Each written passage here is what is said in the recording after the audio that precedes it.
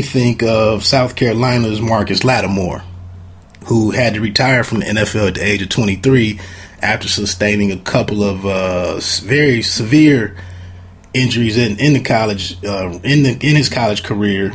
And now with someone like Fournette, at some point, especially if they get to one or two losses this year, does he start looking at, I just need to preserve myself and get through this college game so that I can do some things at the next level, which is the ultimate goal for a kid with his talent level.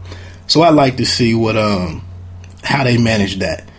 And, I don't want to jinx this young man and speak up anything on any harm or injury to him. But a player like him, that has to be something that you keep an eye on. It's just trying to get through this college time, unscathed. Also, big look to that kid in Georgia, Chubb. He's another great one to watch. Really quickly, we'll get ready to move on to a few NFL things before I jump into this interview with the MMA featherweight champ, Dominique Carter. In NFL today, I'm not going to spend a lot of time here. Just a couple of interesting things with Peyton. Peyton,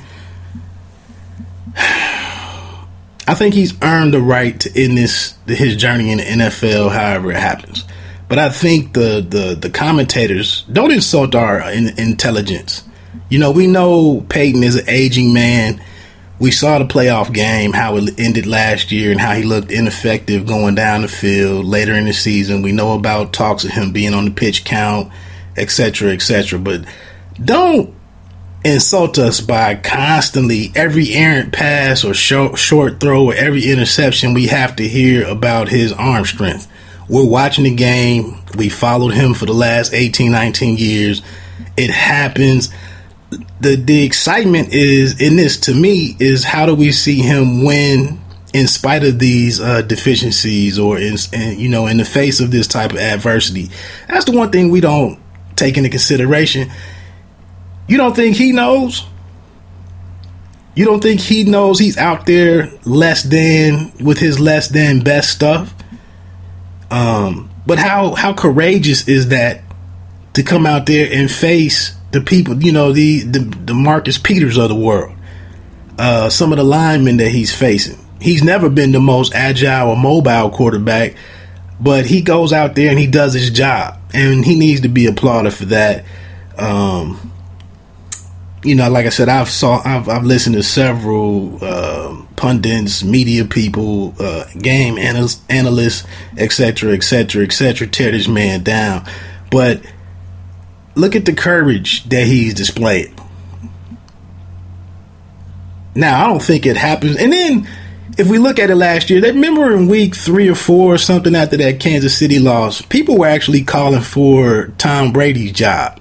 We were saying that we might have to move on from him, and then he goes on to win the championship. So,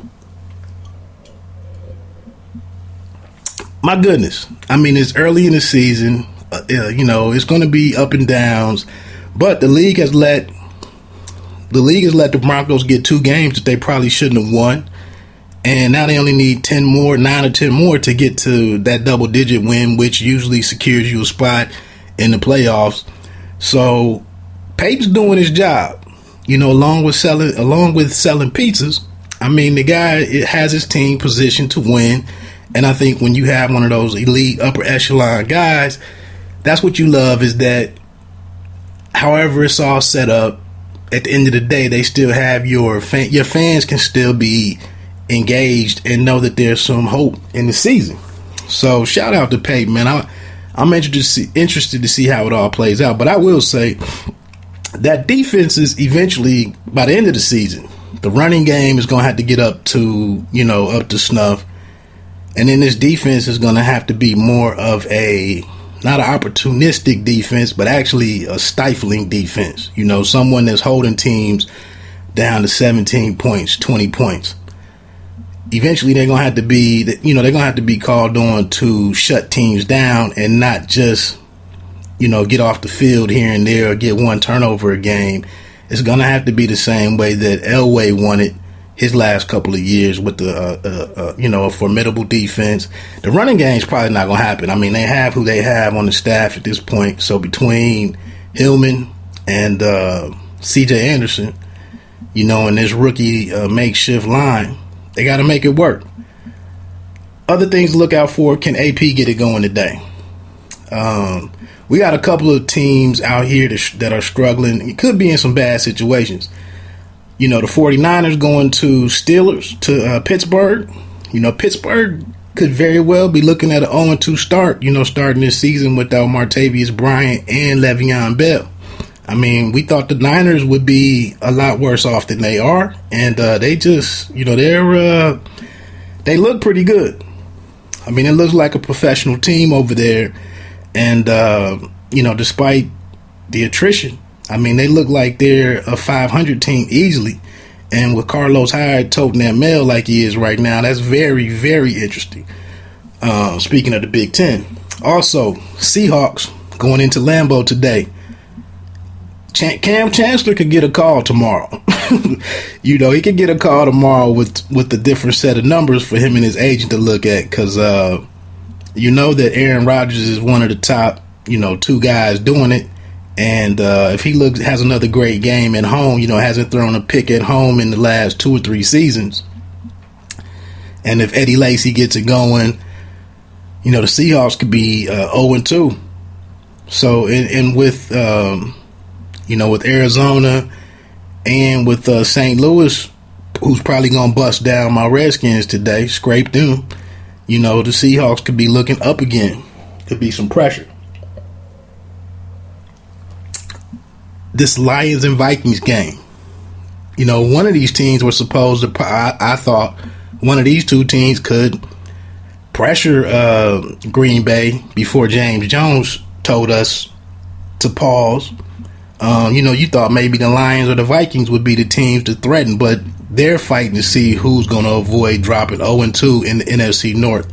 So that's Detroit at Minnesota. Bridgewater did not impress me in that opening game. He didn't come out. He didn't live up to the expectations that have been bestowed upon him right now.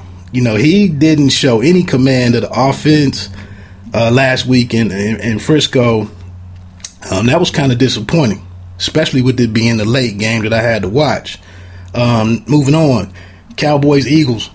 Dallas got a big one last week with the fumbles, how the Giants messed that up going down the stretch last week.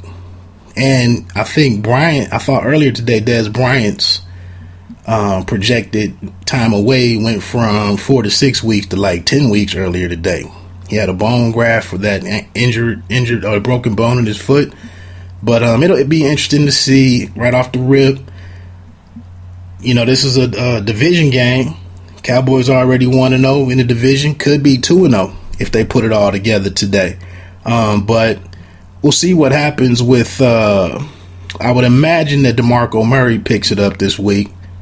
But Philly's facing 0-2. And the resentment or, the acrimony could start between Eagles fans and Chip. The guy is coming off of a pair of 10-6 seasons, but things could really start looking bad today if they don't get it rolling.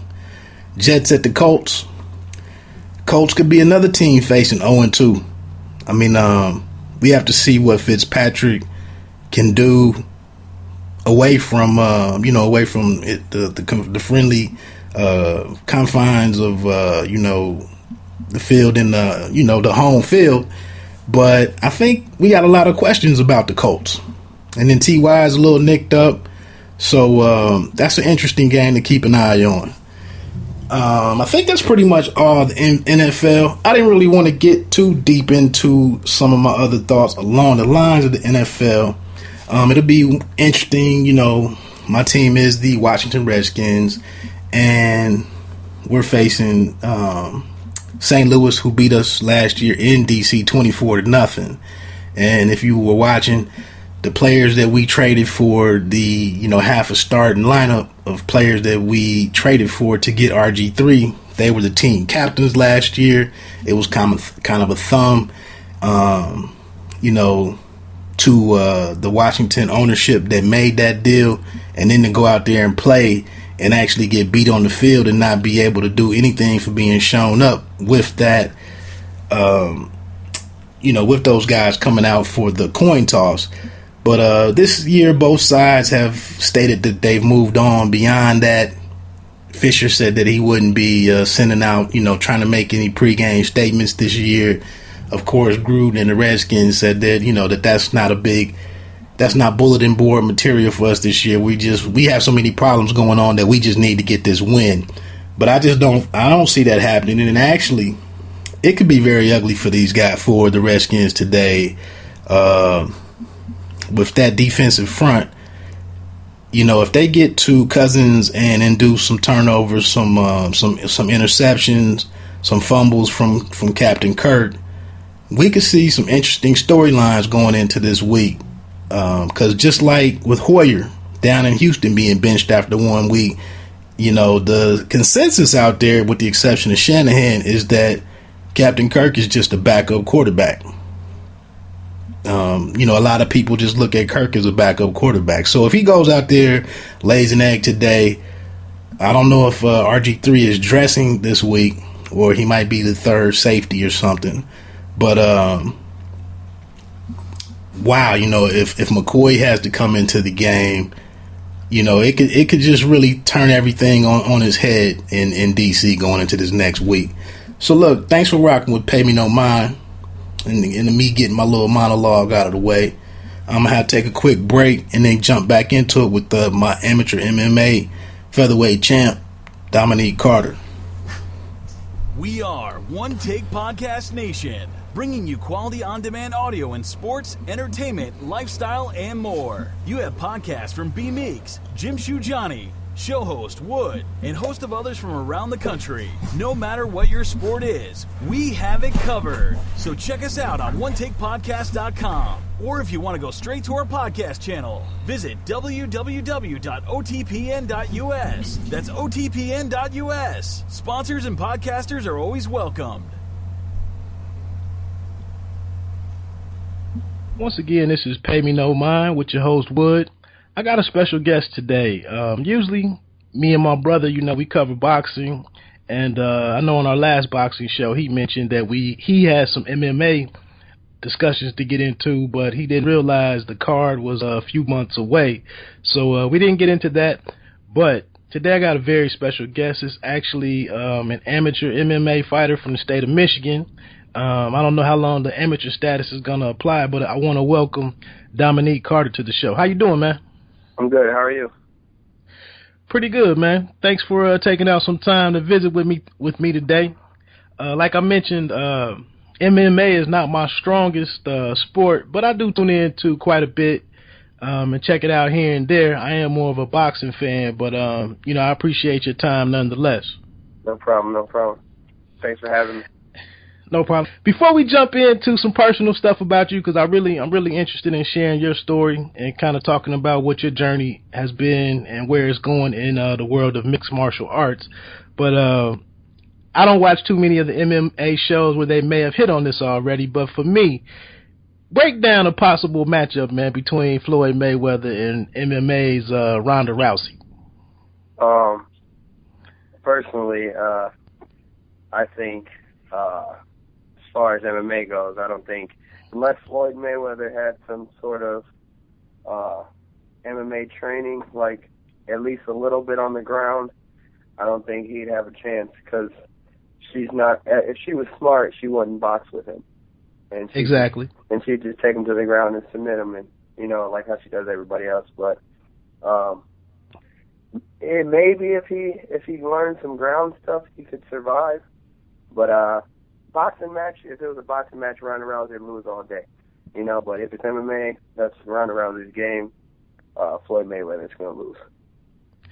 I mean, it's kind of laughable when I hear this discussion and to see them go back and forth, in social media and on some of the sports outlets. But even though it is male versus female, I just, to your point, I just feel like a lot of the mixed martial arts game is using your opponent's body movement and leverage to their disadvantage. And like you said, I feel like, obviously I'm going with the assumption that he would take a few months to get some type of